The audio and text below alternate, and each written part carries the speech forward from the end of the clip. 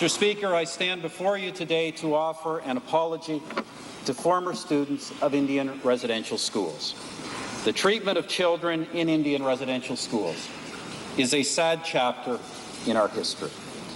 In the 1870s, the federal government, partly in order to meet its obligations to educate Aboriginal children, began to play a role in the development and administration of these schools.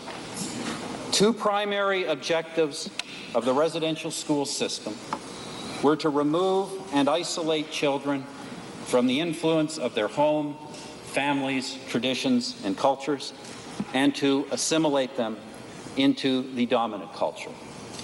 These objectives were based on the assumption that Aboriginal cultures and spiritual beliefs were inferior and unequal. Indeed, some sought, as was infamously said, to kill the Indian in the child.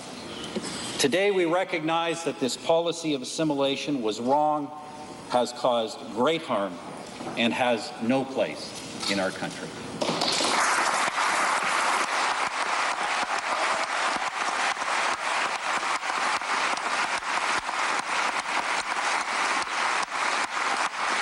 The Government of Canada built an educational system in which very young children were often forcibly removed from their homes, often taken far from their communities.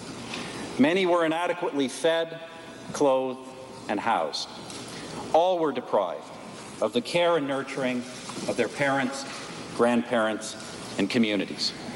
First Nations, Inuit, and Métis languages and cultural practices were prohibited in these schools.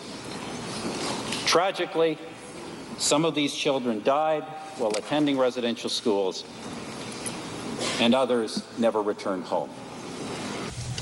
The government now recognizes that the consequences of the Indian residential schools policy were profoundly negative, and that this policy has had a lasting and damaging impact on Aboriginal culture, heritage, and language. While some former students have spoken positively about their experiences at residential schools, these stories are far overshadowed by tragic accounts of the emotional, physical, and sexual abuse and neglect of helpless children and their separation from powerless families and communities. Residential schools has contributed to social problems that continue to exist in many communities today. It has taken extraordinary courage for the thousands of survivors that have come forward to speak publicly about the abuse they suffered. It is a testament to their resilience as individuals and to the strengths of their cultures. Regrettably, many former students are not with us today, and died never having received a full apology from the Government of Canada. The absence of an apology has been an impediment to healing and reconciliation. Therefore, on behalf of the Government of Canada and all Canadians, I stand before you in this chamber so vital, so central to our existence as a country, to apologize to Aboriginal peoples for the role the Government of Canada played in the Indian residential schools. To the approximately 80,000 living former students and all family members and communities, the Government of Canada now recognizes that it was wrong to forcibly remove children from their homes, and we apologize for having done this.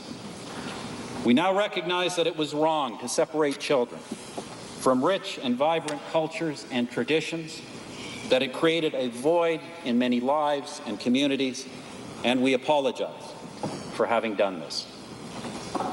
We now recognize that in separating children from their families, we undermine the ability of many to adequately parent their own children and sow the seeds for generations to follow. And we apologize for having done this. We now recognize that far too often these institutions gave rise to abuse or neglect and were inadequately controlled. And we apologize for failing to protect you.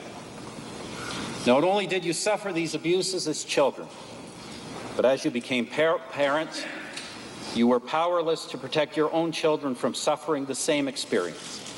And for this, we are sorry. The burden of this experience has been on your shoulders for far too long.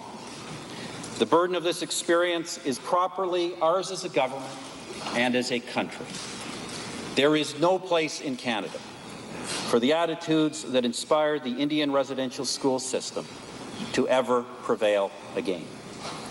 You have been working on recovering from this experience for a long time. And in a very real sense, we are now joining you on this journey. The Government of Canada sincerely apologizes and asks the forgiveness of the Aboriginal peoples of this country for failing them so profoundly. In moving towards healing, reconciliation, and resolution of the sad legacy of Indian residential schools, the implementation of the Indian Residential School Settlement Agreement began on September 19, 2007. Years of work by survivors, communities, and Aboriginal organizations culminated in an agreement that gives us a new beginning and an opportunity to move forward together in partnership. A cornerstone of the settlement agreement is the Indian Residential Schools Truth and Reconciliation Commission. This commission represents a unique opportunity to educate all Canadians on the Indian residential schools system.